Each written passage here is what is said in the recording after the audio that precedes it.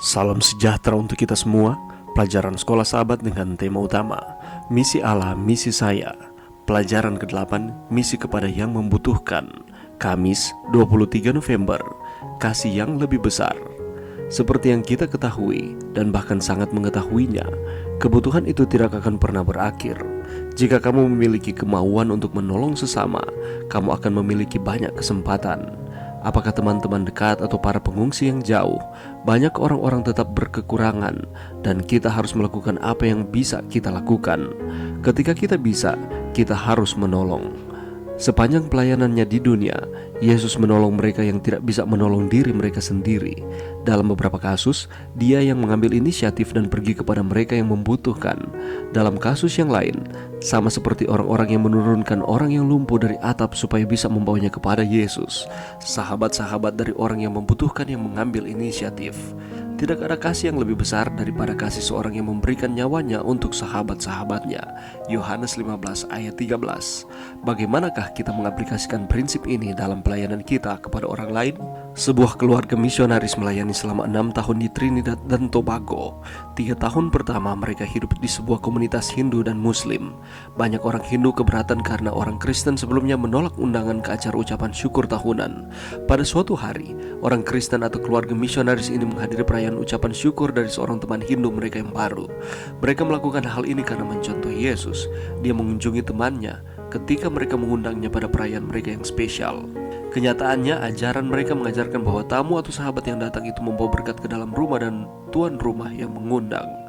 Mari kita membuat percobaan untuk mulai menjalani sahabat pekan ini dengan menjadi berkat bagi seseorang. Pertama, survei tempat Anda saat ini, bisa di komunitas, perkampungan, atau kota di mana Anda berada. Apakah Anda mengetahui tentang pengungsi atau imigran yang tinggal di sana? Bagaimanakah dengan orang-orang yang tinggal di jalanan? Apakah Anda mengenal mereka semua? Terlepas dari situasi Anda, membuat persahabatan dengan seorang asing bukanlah sebuah pekerjaan yang mudah. Mari kita doakan dan mintalah Allah untuk menolong kita. Dia mengenal setiap orang dan mengenal orang asing yang bisa Anda jadikan sahabat.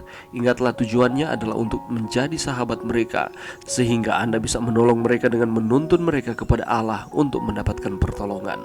Tantangan, pelajari tentang orang-orang asing atau mereka yang bukan Kristen yang tinggal di negara Anda. JoshuaProject.net adalah sebuah website yang bagus untuk mencari tahu kelompok orang-orang yang belum dijangkau dalam kebudayaan Anda. Tantangan lebih besar, identifikasi seseorang dalam ruang lingkup pengaruh Anda. Mulailah dengan berdoa secara teratur bagi orang tersebut sesudah menjawab pertanyaan-pertanyaan berikut ini. Apakah orang ini menjadi sahabat saya berdasarkan model persahabatan Yesus? Apakah saya tahu kebutuhan-kebutuhan hidupnya? Bagaimanakah saya bisa menuntun dia kepada Yesus untuk mendapatkan kesembuhan? Pelajaran yang bisa kita dapatkan pada saat ini, mari kita lihat di dalam Yohanes 15 ayat 13. Tidak ada kasih yang lebih besar daripada kasih seorang yang memberikan nyawanya untuk sahabat-sahabatnya. Saudaraku, di dalam menjalani kehidupan kita di dunia ini, tidak mungkin bagi kita untuk hidup hanya sendirian. Siapapun kita pasti memerlukan orang lain sebagai teman atau sahabat kita. Namun tidaklah mudah menemukan sahabat yang baik, apalagi mereka yang setia di segala keadaan. Teman datang dan pergi adalah hal yang biasa. Teman dalam suka banyak, tapi bagaimana dengan teman dalam duka atau ketika sedang dalam keadaan susah? Terkadang pula ada teman yang mendatangkan kecelakaan, tetapi ada juga sahabat yang lebih karib daripada seorang saudara. Amsal 18 ayat 24. Sebagai orang percaya, kita patut bersyukur karena kita mempunyai Tuhan Yesus yang bukan saja sebagai juru selamat hidup kita, tapi juga menjadi sahabat sejati kita. Dia memberikan kasih kepada kita dan kasih yang lebih besar dibandingkan dengan yang kita dapatkan di dunia ini. Tuhan sendirilah yang memilih kita menjadi sahabatnya. Ia berkata, "Aku tidak menyebut kamu lagi hamba, sebab hamba tidak tahu apa yang diperbuat oleh tuannya. Tetapi aku menyebut kamu sahabat, karena aku telah memberitahukan kepada kamu segala sesuatu yang telah kudengar dari Bapakku. Bukan kamu yang memilih aku, tetapi akulah yang memilih kamu." Yohanes 15 ayat 15 dan 16. Tidak hanya itu, ia pun rela mengorbankan nyawanya bagi saudara dan saya.